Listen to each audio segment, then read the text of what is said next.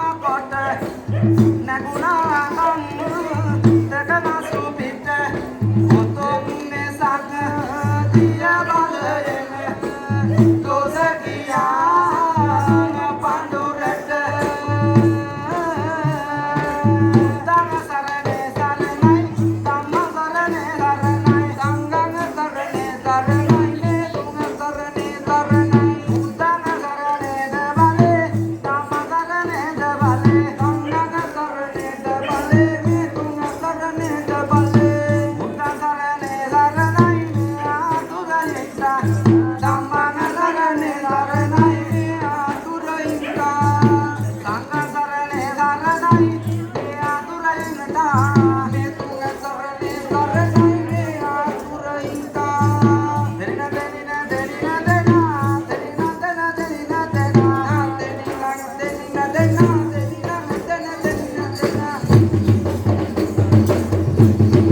ආවද